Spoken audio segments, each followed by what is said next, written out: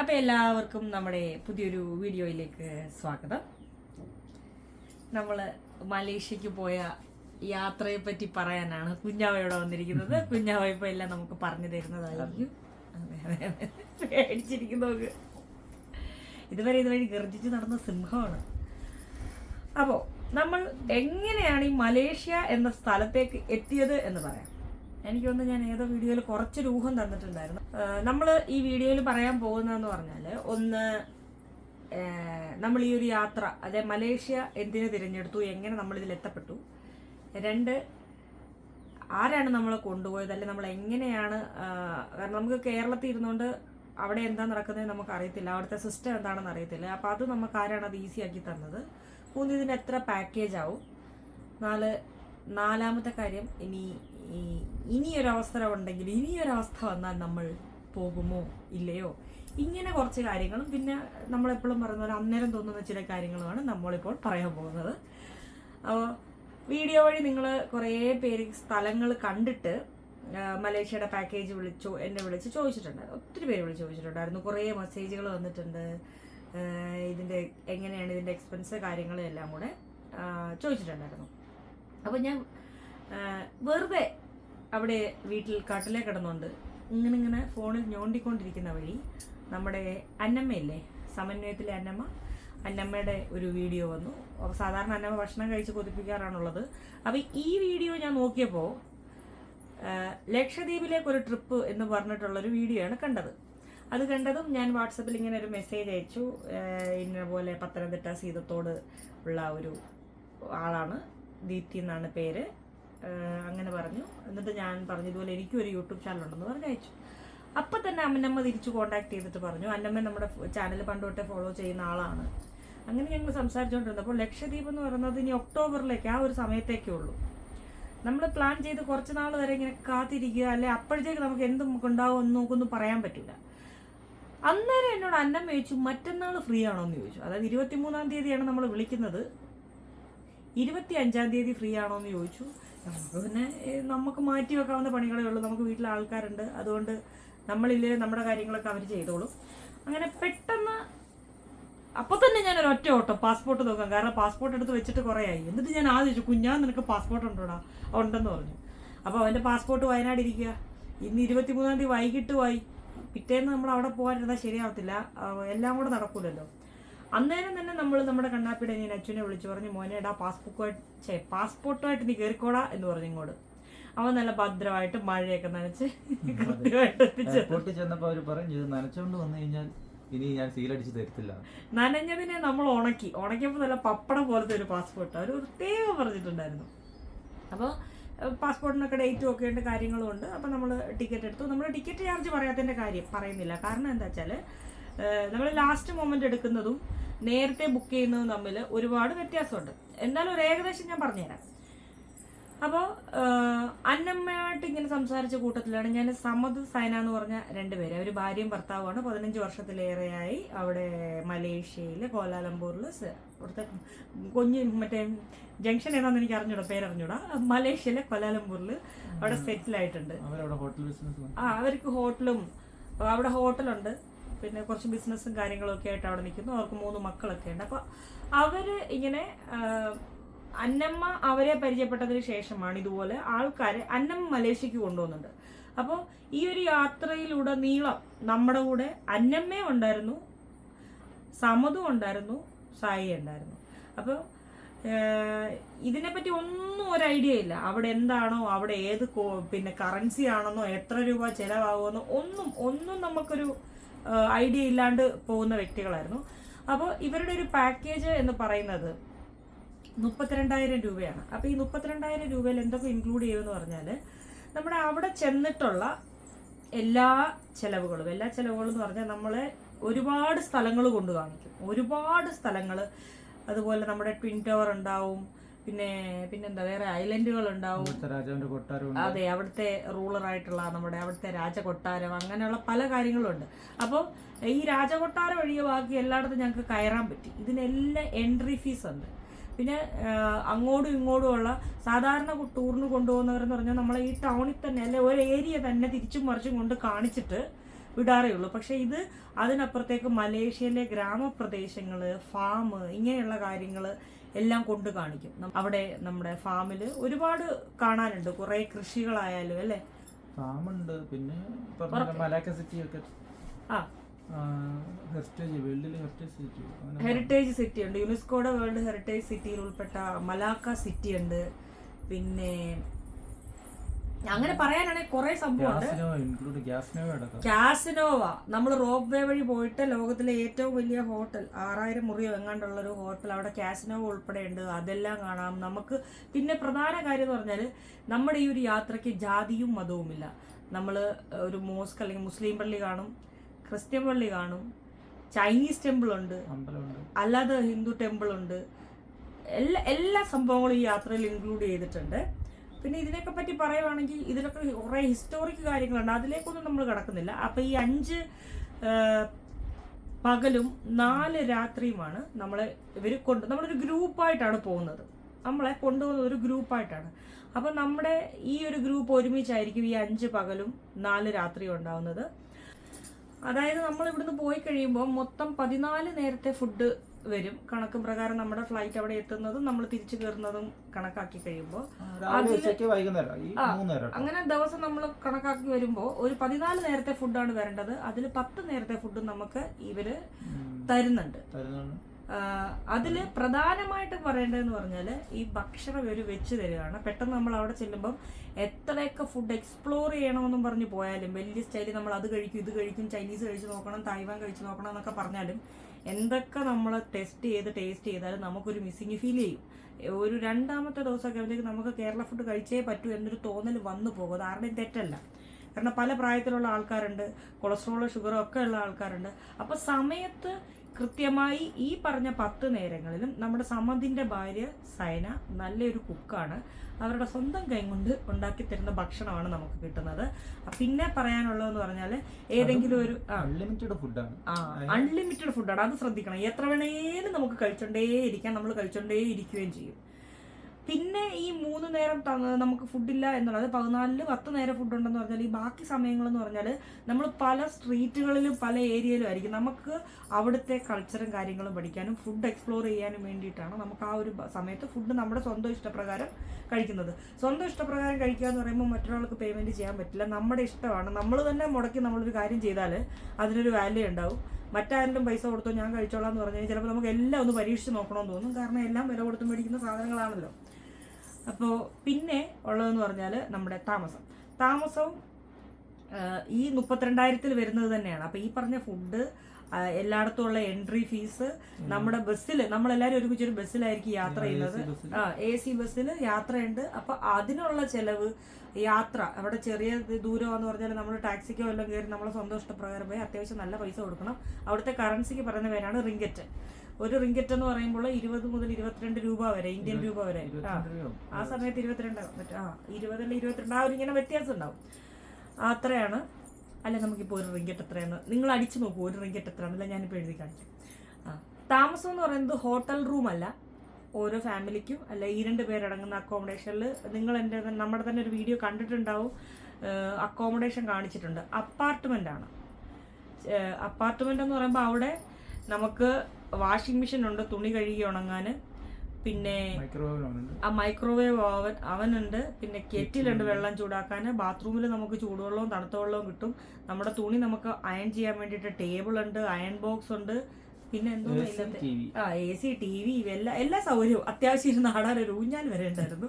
നമുക്കുള്ളൂ. Okay, നമുക്ക് കിട്ടി. നമുക്ക് ഹണിമൂണിന്റെ അപ്പാർട്ട്മെന്റ് ഒരു ഹാൾ ഉണ്ടാവും.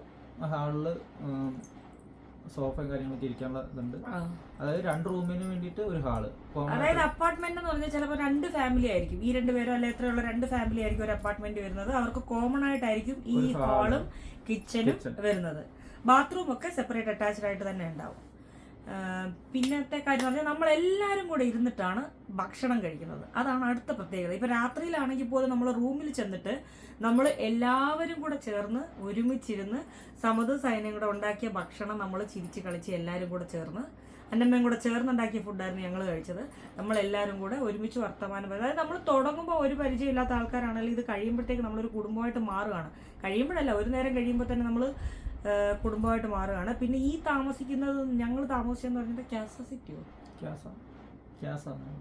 ഒരു ഏത് അപ്പാർട്ട്മെന്റിലാണോ നമ്മൾ താമസിച്ചത് അവിടെ സ്വിമ്മിംഗ് പൂളുണ്ട്, നമുക്ക് ജിമ്മുണ്ട്, സ്റ്റീം ബാത്ത് ഉണ്ട്, എല്ലാ സൗകര്യങ്ങളും ഉണ്ട്, നമുക്ക് എല്ലാവർക്കും ഉപയോഗിക്കുകയും ചെയ്യാം. പിന്നെ നമ്മൾ താമസിച്ചതിന്റെ തൊട്ടടുത്ത് തന്നെ അവിടെ ഒരു സ്ട്രീറ്റ് ഉണ്ട്. സ്ട്രീറ്റ് എന്ന് പറഞ്ഞാൽ വൈകിട്ട് 7 മണി മുതൽ രാവിലെ 3 മണി വരെ ടൂറിസ്റ്റുകൾ വന്ന് നിറഞ്ഞു പോകുന്ന ഒരു സ്ഥലമാണ്. നമുക്ക് നടന്നു പോകാനുള്ള ദൂരമേ ഉണ്ടായിരുന്നു. നിങ്ങൾ കണ്ടു കാണാം, നമ്മൾ സ്ട്രീറ്റ് ഫുഡ് കഴിക്കുകയും കാര്യങ്ങളൊക്കെ ചെയ്യും. നമുക്ക് ഏത് പാതിരാത്രി വേണമെങ്കിലും വേണമെന്നാൽ പെട്ടെന്നൊന്ന് പോകണമെന്ന് തോന്നിയ തൊട്ട് താഴെ ഈ സംഭവമുണ്ട്. അവിടെ ഒരുപാട് കാര്യങ്ങൾ നമുക്ക് കാണാനും എക്സ്പ്ലോർ ചെയ്യാനും ഉണ്ട്. പിന്നെ ഫുഡാണ് മെയിൻ, നമുക്ക് ഫുഡാണല്ലോ മെയിൻ. പിന്നെ ബോഡി മസാജിങ്ങോ അങ്ങനെ എന്തെങ്കിലും വേണ്ടവർക്ക്. നിങ്ങൾ വിചാരിക്കും ബോഡി മസാജിങ് ഒക്കെ പറയുമ്പോൾ മറ്റേ മോശമായിട്ട് ചിന്തിക്കണ്ട. അവര് എന്താ ഒരു കുലത്തൊഴിൽ പോലെയൊക്കെ ചെയ്ത് പരമ്പരാഗതമായിട്ടുള്ള ആൾക്കാരും ഉണ്ട്, അല്ലാത്തതും ഉണ്ട്. നമ്മൾക്ക് ഇപ്പം സൈനയെ സംബന്ധം എന്ന് പറഞ്ഞാൽ 15 വർഷമായിട്ട് അവരവിടെ സെറ്റിലാണ്, അവരവരുടെ മക്കളുമായിട്ട്. അപ്പോൾ ലോക്കൽ കോണ്ടാക്ട്സോ അല്ലെങ്കിൽ അങ്ങനെയുള്ള അറിവുകൾ അവർക്ക് ഒരുപാടുണ്ട്. അപ്പം ഇപ്പൊ ഗവിക്ക് വരുന്നവരെ നമ്മൾ പെട്ടെന്ന് കൊണ്ടുപോകത്തില്ല ഇവിടെ പത്തനംതിട്ടയിൽ. നമുക്കെപ്പോൾ വേണമെങ്കിലും കയറി പോകാം, നമുക്കെല്ലാം അതിനെപ്പറ്റി അറിയാം, ഓരോ മുക്കും മൂലം അറിയാം. ഇതൊന്നും അറിയാണ്ട് വരുന്ന ഒരാൾ നേരെ പോയി അങ്ങേയറ്റം ഗവിയിലേ ചെന്ന് ഇറങ്ങുള്ളൂ. പക്ഷെ ഇതിനിടയിലുള്ള കാര്യങ്ങളൊന്നും നമ്മൾ അറിയുന്നില്ല. അതുപോലെ തന്നെയാണ് അവരവിടെ സ്ഥിരതാമസം ആക്കിയതുകൊണ്ട് ഒരുപാട് സ്ഥലങ്ങളും അറിയാം. നമ്മളെ ഒരു പാക്കേജിലും ഇല്ലാത്ത കുറേ സ്ഥലങ്ങൾ കൊണ്ട് കാണിക്കുന്നുണ്ട്. ഞങ്ങൾ എക്സ്പീരിയൻസ് ചെയ്ത കാര്യമാണ് പറയുന്നത്. ചുമ്മാ ഇവിടെ ഇരുന്നോണ്ട് അല്ലെ ഇങ്ങനെ അവരുണ്ട് ഇവരുണ്ട് അവരത് പറഞ്ഞു ഇത് പറഞ്ഞു എന്നല്ല, ഞങ്ങൾ പോയി കണ്ട് ആസ്വദിച്ച് ഉറപ്പുവരുത്തിയ കാര്യങ്ങളാണ്. മസാജിന്റെ കാര്യം തന്നെ പറഞ്ഞാലും നമ്മുടെ കൂട്ടത്തിൽ കുഞ്ഞു വെച്ചിട്ടുണ്ടായിരുന്നു, 2 വയസ്സാണ്. അതെ അതെ, അവളവര് കൊണ്ട് അവര് മസാജ് ചെയ്യിച്ചു. ഫാമിലി അവരുടെ മാതാപിതാക്കള് മസാജ് ചെയ്യിപ്പിച്ചു. ആളൊരു ദിവസം കടന്നു മസാജ് കഴിഞ്ഞ് പിറ്റേ ദിവസം ഉച്ചവരെ ബസ്സിൽ കിടന്ന് മടിയിലിരുന്ന ഉറക്കത്തോടെ ആൾ എണ്ണിക്കുന്നില്ല. അത്ര സുഖമായിപ്പോയി, റിലാക്സ് ആയിപ്പോയി പുള്ളിക്കാരിയുടെ ബോഡി. അങ്ങനെയുള്ള സൗകര്യങ്ങളുണ്ട്. പിന്നത്തെ കാര്യം എന്ന് പറഞ്ഞാല് ഹോട്ട് സ്പ്രിങ്, അതൊരു പുതിയൊരു എക്സ്പീരിയൻസ് ആയിരുന്നു, ഇതുവരെ ഇല്ലാത്തൊരിതായിരുന്നു. നിങ്ങൾ കണ്ടു കാണാം നമ്മുടെ കുഞ്ഞാവയൊക്കെ തലയൊക്കെ ഇട്ട് മുക്കുന്നത്. അതായത് ഭൂമിക്കടിയിൽ നിന്ന് വരുന്ന വെള്ളം നല്ല തിളച്ച് വരുന്ന ഒരുപാട് മൂലകങ്ങൾ അടങ്ങിയിട്ടുള്ള വെള്ളമാണ്. അപ്പോൾ ഒരുപാട് കോടീശ്വരന്മാരും ഒക്കെ വന്ന് ആശുപത്രിയിൽ പോയിട്ട് മാറാത്ത അസുഖങ്ങൾ, പ്രത്യേകിച്ച് സ്കിൻ ഡിസീസും കാര്യങ്ങളും ഒക്കെ നമ്മൾ ഇതിൽ ഈ ഒരു വെള്ളം അവർ മരുന്നായിട്ട് കണ്ടാണ് അവർ കുളിക്കുന്നത്. അവിടെ സോപ്പ് പതയോ അങ്ങനെയോ ഇങ്ങനെയോ ഒന്നുമില്ല, വേസ്റ്റ് ഇടലോ ഒന്നുമില്ല. വരിക, വെള്ളം കോരി ഒഴിക്കുക, അവിടെ ഇരിക്കുക. നല്ല ചൂടുള്ള വെള്ളമാണ്, ഭൂമിക്കടിയിൽ നിന്ന് വരുന്നതാണ്. അതിങ്ങനെ പല കുളങ്ങളായിട്ട് അവർ തിരിച്ചു വെച്ചിരിക്കുക. നമ്മുടെയൊക്കെ സ്വഭാവം എന്ന് പറഞ്ഞാൽ നമ്മൾ പെട്ടെന്ന് ആളുകളുമായിട്ട് അടുക്കും. അത് നമ്മുടെ അതേ വേവ് ലെങ്തിലുള്ള വ്യക്തികളാണെങ്കിൽ നമ്മൾ കുറച്ചും കൂടെ ക്ലോസ് ആകും. അങ്ങനെയാണ് നമുക്ക് സമുദ്ര സൈനറി ഇപ്പോൾ ശരിക്കും പറഞ്ഞാൽ വർഷങ്ങളായിട്ടുള്ളൊരു പരിചയം പോലെ. ആകെ ആ 4 ദിവസത്തെ പരിചയം വർത്തമാനം ഉള്ളെങ്കിൽ അവരുടെ പെരുമാറ്റത്തിൽ നമുക്ക് തോന്നിപ്പോകുന്നതെന്ന് പറഞ്ഞാൽ നമ്മുടെ വീട്ടിലിപ്പോൾ ഇപ്പം ഞാനും അച്ചാച്ചി നമ്മളൊക്കെ നിങ്ങളോട് എങ്ങനെയാണ് കമ്മ്യൂണിക്കേറ്റ് ചെയ്യുന്നത് അതുപോലെ തന്നെയാണ് അവർ. അപ്പോൾ അച്ചാച്ചി ഇതുപോലെ ആഗ്രഹം പറയുന്നു, അച്ചാച്ചിക്ക് വരണം, നമ്മുടെ കൂടെ പങ്കെടുക്കണം എന്നുള്ളൊരാഗ്രഹം പറയുന്നുണ്ട്. അണ്ണാണിക്കൊക്കെ ആഗ്രഹമുണ്ട്. നമുക്ക് എല്ലാവരുമായിട്ടുള്ള പോക്കും കാര്യമൊന്നും നടക്കൂല. അതുകൊണ്ട് നമ്മൾ ഉടനെ തന്നെ അടുത്ത മാസം തന്നെ അച്ചാച്ചിയും ഞാനും ചിലപ്പോൾ കുഞ്ഞാവ ഉണ്ടാവും, ഞങ്ങൾ ഒരു മലേഷ്യൻ ട്രിപ്പ് കൂടെ വരുന്നുണ്ട്. അതും ഈ സൗദ് സൈനോറ വഴി തന്നെയാണ് വരുന്നത്.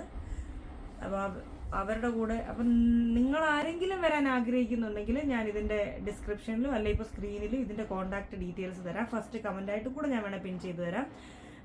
നമ്മളോടൊപ്പം നിങ്ങൾക്കും കൂടെ മലേഷ്യ, അതായത് എൻ്റെ അച്ചാച്ചിയുടെയും കണ്ണിലൂടെ കാണുന്ന പോലെ നമ്മൾ സാധാരണക്കാരായിട്ടുള്ള ആൾക്കാർക്ക് കാണണം എന്നൊരാഗ്രഹം ഉണ്ടെങ്കിൽ നിങ്ങൾ തീർച്ചയായിട്ടും ഈ ഒരു നമ്പറിൽ വാട്സപ്പ് ചെയ്താൽ മതി. വിളിച്ചാൽ കിട്ടാൻ സാധ്യത. ആദ്യം വാട്സപ്പ് ചെയ്യുക, പിന്നീടുള്ള കാര്യങ്ങൾ സംസാരിക്കാൻ വേണ്ടിയിട്ട് നമ്മൾ ഉണ്ടാവും. പിന്നെ എന്നോട് സംസാരിക്കണമെന്നും പറഞ്ഞുകൊണ്ട് ഈ നമ്പറിൽ വിളിക്കരുത്. എന്നെ നിങ്ങൾ വിളിക്കുമ്പോൾ കിട്ടിയെന്ന് വരത്തില്ല. നിങ്ങൾ വാട്സപ്പിൽ മെസ്സേജ് ഇട്ടാൽ മതി. ഞാൻ എൻ്റെ സമയം പോലെ ഞാനത് തിരിച്ച് റിപ്ലൈ ചെയ്തോളാം. ഞാനല്ലേ കുഞ്ഞാവയോ കണ്ണാപ്പിയോ ആയിരിക്കും നമ്പർ നോക്കുന്നത്. പരമാവധി ഞാൻ തന്നെ ഉണ്ടാവുള്ളൂ. ഇൻ കേസ് എന്തെങ്കിലും ഒരു വേറെ സാഹചര്യം വന്നെങ്കിൽ മാത്രമേ ഞാൻ മാറുള്ളൂ.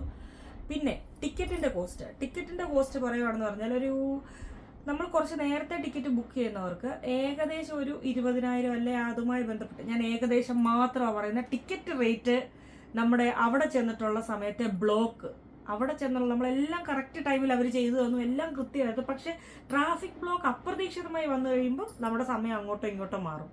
അതുപോലെ തന്നെയാണ് നമ്മുടെ ഫ്ലൈറ്റ് ചാർജും ടൈം അനുസരിച്ച് മാറും. ഒരു ഏകദേശം 20,000, അതായത് നമുക്കൊരു 50,000 രൂപ അപ്രോക്സിമേറ്റ് ഒരാളുടെ കയ്യിലുണ്ടെങ്കിൽ മലേഷ്യ വരെ പോയി 5 ദിവസം താമസിച്ച് എല്ലാ കാഴ്ചകളും കണ്ട് ഭക്ഷണവും കഴിച്ച് നമുക്ക് സുഖസ്വസ്ഥമായി ഉറങ്ങി ഒരുപാട് കാര്യങ്ങൾ എക്സ്പീരിയൻസ് ചെയ്ത് തിരിച്ച് നമുക്ക് നമ്മുടെ എയർപോർട്ടിലെത്താം.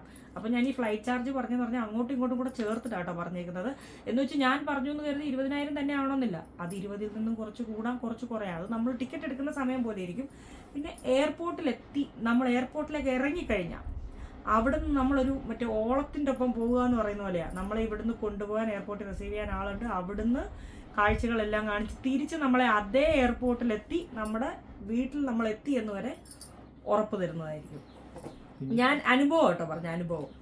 പിന്നെ എന്താണെന്ന് വെച്ചാൽ നമ്മൾ യാത്രയ്ക്ക് പോകുമ്പോൾ ഇത് മെച്ചെന്ന് വെച്ചാൽ ഇവരെല്ലാം ഒരു വീഡിയോ കവർ ചെയ്ത് നമുക്ക് തരുന്നുണ്ട്. പ്രധാന കാര്യം എന്ന് പറഞ്ഞാൽ ഫോട്ടോസും വീഡിയോസും നമ്മൾ പോലും അറിയാണ്ട് നമ്മൾ നടക്കുന്നതും തിരിയുന്നതും മറിയുന്നതും വീഡിയോസ് എല്ലാം കൂടെ നമുക്ക് തരും. അപ്പം നമുക്കൊരു ഗ്രൂപ്പ് ഉണ്ടായിരിക്കും. ഈ ഗ്രൂപ്പിലേക്ക് അവരത് അപ്പം അയച്ചു തരും. അപ്പം നമ്മൾ ഫോണിൽ തന്നെ വീഡിയോ എടുക്കണമെന്നോ ഫോട്ടോ എടുക്കണമെന്നോ ഒന്നുമില്ല. അവരുടെ ഒരു പ്രൊഫഷണൽ ക്യാമറാമാൻ എപ്പോഴും നമ്മുടെ കൂടെ ഈ ഒരു ട്രിപ്പിൽ ഉടനീളം ഉണ്ടായിരിക്കും. പിന്നെ ലക്ഷദ്വീപ് പോകാൻ പറ്റാത്തതിൻ്റെ വിഷമം തീർന്നതെന്ന് പറഞ്ഞാൽ അവിടെ ഒരു ഐലൻഡ് ഉണ്ട്. പേര് വായി കൊള്ളാത്തതുകൊണ്ട് മാത്രം ഞാൻ പറയുന്നില്ല, ഞാൻ എഴുതി കാണിക്കാം. ആ ഐലൻഡ് ഒരു ദ്വീപ്, എല്ലാ സൈഡും വെള്ളത്താൽ ചുറ്റപ്പെട്ട് കിടക്കുന്ന ഒരു ദ്വീപ്. അവിടെ മനുഷ്യവാസമില്ല. പക്ഷെ അവിടെ ഉള്ളവർക്ക് പോയിട്ട് അവിടെ ടെൻ്റ് അടിച്ച് നമുക്ക് അവിടെ താമസിക്കാം. ജോലിക്കാരൊക്കെ ഉണ്ട് അവിടെ, എല്ലാം ഉണ്ട്. അവിടെ പോവാം. അത് ബോട്ട് കയറി വേണം പോവാൻ. ഈ ബോട്ടിനും ഒക്കെ നമ്മൾ അല്ലാണ്ട് പോയി കഴിഞ്ഞാൽ ടാക്സിയുടെ ആൾക്കാരായാലും അല്ലാത്തുള്ള ആൾക്കാരായാലും ഒക്കെ നമ്മുടെ ഒരു കമ്മീഷൻ ഒരു പൈസയൊക്കെ കൂടുതലായിട്ടൊക്കെ മേടിക്കും. പക്ഷെ നമുക്കിതെല്ലാം ഇതിലൊരു ഇൻക്ലൂഡഡ് ആയിട്ടുള്ള കാര്യമാണ്. ഞങ്ങൾ ഒരുപാട് അടിച്ചു പൊളിച്ചു. ഞാനൊരുപാട് അടിച്ചു പൊളിച്ചു. നിങ്ങൾക്ക് വീഡിയോ കണ്ടാലേ അറിയാം എത്ര എക്സൈറ്റ്മെൻ്റ് ആയിരുന്നു ഓരോ കാര്യങ്ങൾ. ഒത്തിരി പുതിയ കാര്യങ്ങൾ കണ്ടു. അത് നമ്മൾ ഇപ്പോൾ പറയുമ്പോൾ അത്ര 50,000 രൂപ അല്ല, അത് അങ്ങോട്ടും ഇങ്ങോട്ടും വ്യത്യാസമുണ്ട്. നമ്മൾ അങ്ങനെ പറയുമ്പോൾ ആർക്കാർക്കും ഇത്രയും പൈസ ഉണ്ട്, ഇത്രയും പൈസ. പക്ഷെ അങ്ങനെയല്ല. മറ്റൊരു രാജ്യത്ത് എല്ലാ ചിലവും ഫ്ലൈറ്റ് ടിക്കറ്റ് ഉൾപ്പെടെ നമുക്ക് ഏകദേശം ഇത്രയത്തിന് പോയിട്ട് വരാമെന്ന് പറയുമ്പോൾ ഒരു വലിയ കാര്യം തന്നെയാണ്. അതൊന്നുമല്ല, ശരിക്കും ഒന്നുമല്ല. കാരണം അവിടെ ചെന്നിട്ട് നമ്മൾ സ്വന്തമായിട്ടൊരു ഷോപ്പിങ്ങിനോ മറ്റോ പോയി കഴിയുമ്പോൾ നമുക്കറിയാം അവിടുത്തെ എക്സ്പെൻസ് എത്രയാണ്. നമ്മൾ ഓരോ സാധനങ്ങൾ സ്വന്തമായിട്ട് കയ്യിൽ നിന്ന് പൈസ എടുത്ത് വാങ്ങിക്കുമ്പോഴേ നമുക്കറിയാം ഇത് എത്രയാണ് അതിൻ്റെ എക്സ്പെൻസ്. എന്നിട്ട് നമുക്ക് ഇത്രയും നല്ലൊരു ഓഫറാണല്ലോ കിട്ടിയെന്നുള്ളത്. എനിക്ക് സത്യം പറഞ്ഞൊരു പുതിയ അനുഭവമായിരുന്നു. ഞാൻ എന്തായാലും എല്ലാവരോടും യാത്ര ചെയ്യാൻ ആഗ്രഹിക്കുന്നവരോടെല്ലാം ഞാൻ പറയും ഒരു തവണയെങ്കിലും പോയിട്ട് വരേണ്ട സ്ഥലം തന്നെയാണ്. കാണാൻ വേറെ കുറേ കാര്യങ്ങളുണ്ട് കണ്ടുപഠിക്കാൻ. അവിടുത്തെ ഞങ്ങളവിടെ ചെന്നിട്ട് എക്സ്പീരിയൻസ് ചെയ്യാൻ പറ്റാത്ത ഒരു കാര്യം എന്ന് പറഞ്ഞാൽ വാഹനത്തിന് ഹോൺ അടി നിങ്ങൾ കേൾക്കത്തില്ല. അവിടെ ഒറ്റ വണ്ടി ഹോൺ അടിക്കൂല. എത്ര ബ്ലോക്ക് ആയാലും അവർ അവിടെ കിടന്നാലും അവർ കറക്റ്റ് ട്രാഫിക് ഫോളോ ചെയ്യുന്നു. രണ്ടാമത്തെ കാര്യം, ഒരു വണ്ടി മറ്റൊരു ട്രാഫിക്കിൽ വണ്ടി നിർത്തുമ്പോൾ 2 വണ്ടിക്കിടയിലുള്ള ഗ്യാപ്പ് അത് നമുക്ക് കണ്ട് മനസ്സിലാക്കേണ്ട ഒരു കാര്യം. അടുത്തടുത്തല്ല, നല്ല ഗ്യാപ്പ്. നമ്മളിവിടെ മൂട്ടിൽ മുട്ടിച്ച് വെക്കുന്ന പരിപാടി അവിടെ ഇല്ല. പിന്നെ ഡ്രെയിനേജ് സിസ്റ്റം എത്ര മഴ പെയ്താലും ഒരു തുള്ളി വെള്ളം റോട്ടിൽ കെട്ടി കിടക്കില്ല. റോട്ടിലൊരു ചപ്പ് ചവറോ കാര്യങ്ങളോ നിങ്ങൾ കാണത്തില്ല. നമ്മൾ വെള്ളമൊക്കെ കുടിച്ചോണ്ടിരിക്കുകയാണെങ്കിൽ വൈകിട്ട് ലാസ്റ്റ് ഞങ്ങൾ പോരാൻ നേരത്ത് നമ്മളൊരു ജ്യൂസ് കുടിച്ചിട്ട് അതിൻ്റെ ബോധം എവിടെ കളയുന്ന ഇങ്ങനെ ആലോചിച്ചിട്ട് ഈ വേസ്റ്റിൻ്റെ വന്ന് നമ്മുടെ കയ്യിൽ നിന്ന് മേടിച്ചിട്ട് പോവാം, താഴെ ഇടാൻ സമ്മതിക്കാണ്ട് അങ്ങനെ കൊണ്ടുപോകുന്നുണ്ട്. പിന്നെ കാലാവസ്ഥ അടിപൊളി കാലാവസ്ഥ, നമുക്ക് എല്ലാവർക്കും സർവൈവ് ചെയ്യാൻ പറ്റുന്ന കാലാവസ്ഥയാണ്. അതായത് എല്ലാ ദിവസവും ഒരേപോലത്തെ കാലാവസ്ഥ. പിന്നെ ഇത്രയും വലിയ ടൂറിസ്റ്റ് സ്ഥലമാണ്. രാത്രി സ്ട്രീറ്റിലൊക്കെ നല്ല തിരക്കാണ്. അവിടെ നിയന്ത്രിക്കാൻ ഒരു പോലീസുകാരനെയോ ഒരു പോലീസ് വണ്ടിയോ ഒന്നും ഉണ്ടാവില്ല. അതെ, പോലീസ് സ്റ്റേഷൻ ആയാലും ബാങ്ക് ആയാലും വലിയ കെട്ടിടങ്ങളാണ്, എത്ര നിലയുള്ള കെട്ടിടങ്ങളാണ്. അവർ ക്യാമറയിൽ കൂടെ ഇരുന്ന് മോണിറ്റർ ചെയ്യത്തേ ഉള്ളൂ പോലീസുകാരന് എനിക്ക് തോന്നുന്നു. കാരണം പോലീസ് ഒന്നുമില്ല. ഞങ്ങൾ ആകെ 2 തവണ പോലീസ് വണ്ടി ഒന്ന് ജസ്റ്റ് പാസ് ചെയ്ത് 2 കാർ പാസ് ചെയ്ത് പോകുന്നത് മാത്രമേ കണ്ടിട്ടുള്ളൂ. ഒരാളും നിന്നിട്ട് അത് ചെയ്യരുതെന്ന് പറഞ്ഞ് നമ്മളെ നിയന്ത്രിക്കാൻ ആരുമില്ല. നമുക്ക് ഫുൾ ഫ്രീഡം ആണ് നമുക്ക്. പക്ഷെ അതേപോലെ റെസ്പോൺസിബിലിറ്റിയും ഉണ്ട്. നമുക്ക് കിട്ടിയ ഫ്രീഡം ദുരുപയോഗം ചെയ്യാം. അത്രേ ഇതുള്ളൂ. അതുപോലെ എല്ലാ തിരക്കിൽ നിന്നും മാറി നമുക്കുള്ള 2 എക്സ്പീരിയൻസ് എന്ന് പറഞ്ഞാൽ, ഒന്ന് നമ്മൾ പറഞ്ഞാൽ ദ്വീപും, 2 നമ്മൾ പോയിട്ടുള്ള ഒരു ഫാമുമാണ്. അതൊന്ന് നമ്മൾ പാമ്പിനെയൊക്കെ പിടിച്ചിട്ട് നിൽക്കുന്നുണ്ടല്ലേ, ആ ഫാം അത് മറ്റൊരു ലോകമാണ്. വിശാലമായ ഒരു ഫാം, അതിൽ നിറച്ച് പിന്നെ പലതരം ഫ്രൂട്ട്സ്. പിന്നെ എനിക്ക് അവിടെ പറ്റാത്ത ഒരു സംഭവം എന്ന് പറഞ്ഞാൽ ദുരിയാൻ മാത്രമേ ഉള്ളായിരുന്നു. ദുരിയാൻ ഈ പോയ സ്ഥലം നിറയെ ദുരിയാന്, ചക്കയൊക്കെ കഴിച്ച് നല്ല നല്ല മധുരമുള്ള. അവിടെ ചെന്നിട്ട് ചക്കയൊക്കെ കിട്ടിയിട്ടു. ദുരിയാൻ നമുക്ക് ചിലപ്പോൾ കുറച്ച് ദിവസം കഴിയുമ്പോൾ ഒക്കെ പലതവണയൊക്കെ നമ്മുടെ നാട്ടിലൊക്കെ ആയി കഴിയുമ്പോഴത്തേക്കൊക്കെ ശരിയാവുമായിരിക്കും. പക്ഷെ എന്നെ കൊണ്ട് ദുരിയാൻ്റെ പിന്നെ അന്നമ്മയുടെ പണ്ടത്തെ ഒരു വീഡിയോയിൽ പറയുന്ന പോലെ പിന്നെ ചൈനീസ് വിശ്വാസം അനുസരിച്ച് ഒരു ദുരിയാൻ കല്യാണം കഴിയുന്ന ചെക്കൻ്റെയും പെണ്ണിൻ്റെയും കട്ടിലിൻ്റെ അടിയിൽ വെക്കുമെന്ന്. അങ്ങനെ ദുരിയാൻ വെച്ച് കഴിഞ്ഞാൽ, അപ്പോൾ കല്യാണം കഴിയുന്നതല്ല, ദമ്പതികൾ കട്ടിലിൻ്റെ അടിയിൽ വെച്ചാൽ 7ൻ്റെ അന്നേ പുറത്തിറങ്ങുള്ളൂ എന്ന് പറഞ്ഞു. എൻ്റെ ഒരു ഊഹം വെച്ചിട്ടാണെങ്കിൽ ബോധം കെട്ട് ഉറങ്ങിപ്പോന്നേ ഈ നാറ്റം അടിച്ചിട്ട് ദുരിയാൻ്റെ. അന്നമ്മയ്ക്കൊക്കെ ഭയങ്കര ഇഷ്ടമാട്ടോ. അവരെല്ലാം സമതുമായി, അവിടെയുള്ളവരെല്ലാവരും ഇഷ്ടം പോലെ കഴിക്കും, ഒരു കുഴപ്പമില്ല. പിന്നത്തെ കാര്യം പറഞ്ഞാൽ ക്ലൈമറ്റിൻ്റെ കാര്യം പറഞ്ഞതെന്ന് പറഞ്ഞാൽ രാവിലെ തണുപ്പ്, ഭയങ്കര തണുപ്പല്ല, സാധാരണ തണുപ്പ്, ഫാനും ഒന്നും വേണ്ട. കുറച്ചങ്ങോട്ട് കഴിയുമ്പോഴത്തേക്ക് വെയിലാവും. ഈ വെയിലങ്ങോട്ട് താണ സന്ധ്യയൊക്കെ ആകുന്നതിന് തൊട്ട് മുന്നേ ഒരു മഴ, അത് പെയ്തങ്ങ് തോരും. രാത്രിയിൽ നോർമൽ ക്ലൈമറ്റ്, ഫാനും വേണ്ട, ഒന്നും വേണ്ട. പിന്നെ റൂമിലെത്തുമ്പോൾ നമുക്ക് AC ഉണ്ട്, ഓൾറെഡി AC ഉണ്ട്. ACയും വേണമെന്നില്ല, ഞങ്ങൾക്ക് ഫാൻ മതിയായിരുന്നു. അങ്ങനെ ഒരു ഇതുണ്ട്. പിന്നെ കുഞ്ഞാവിടെ പിറന്നാൾ സെലിബ്രേറ്റ് ചെയ്തത്, അത് സമതും സായും അന്നമ്മയും കൂടെ അവരെല്ലാവരും കൂടെ ചേർന്നുകൊണ്ട് പ്ലാൻ ചെയ്ത് ഇവിടെ എയർപോർട്ടിൽ തന്നെ നമുക്ക് കേക്ക് കട്ടിയാണല്ലോ. അങ്ങനെ നമ്മുടെ എന്തെങ്കിലും ഫംഗ്ഷനോ വെഡിങ് ആനിവേഴ്സറിയോ പിറന്നാളോ അങ്ങനെ എന്തെങ്കിലുമൊക്കെ ഉണ്ടെങ്കിൽ നമ്മൾ അറിയിച്ചാൽ അതും നമുക്ക് അവിടെ സെലിബ്രേറ്റ് ചെയ്യാനുള്ളൊരു സൗകര്യവും കാര്യങ്ങളും ഒക്കെ കിട്ടും.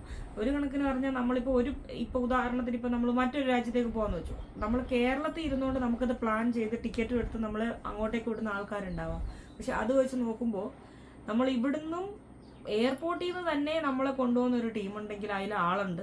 അവരത് കൊണ്ടുപോയി നമ്മളെ എല്ലാം കാണിച്ച് പറഞ്ഞ വാക്കിനനുസരിച്ചുള്ള എല്ലാ സ്ഥലങ്ങളും. അപ്പോൾ ഓൾറെഡി പറയും ഇന്ന സ്ഥലങ്ങളാണ് നമ്മൾ കാണുന്നതെന്ന്.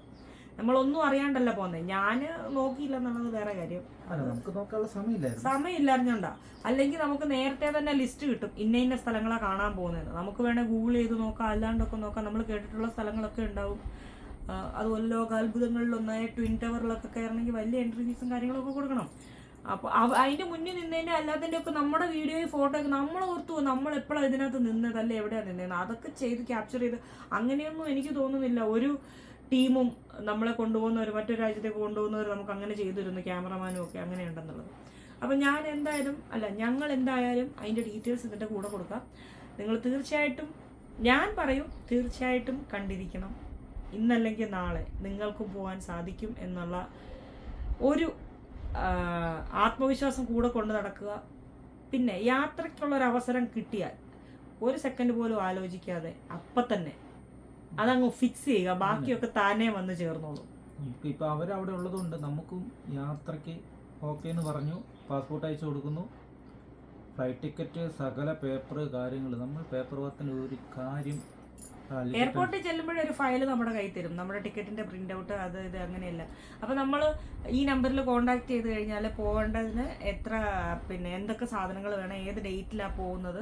ശരിക്കും പറഞ്ഞാൽ നമ്മളോടൊക്കെ നേരത്തെ പറഞ്ഞു തന്നുകൊണ്ട് നമുക്ക് ലഗേജിന്റെ വെയിറ്റും കാര്യങ്ങളും മാത്രമല്ല, ഞങ്ങൾ 5 ഡ്രസ്സാണ് കൊണ്ടുപോയത്. 5 ഡ്രസ്സ്, അത് 5 ജോഡി ഡ്രസ്സ് എടുത്തു. കറക്റ്റ് 5 ജോഡി ഡ്രസ്സ് നമുക്ക് ആവശ്യം വന്നു.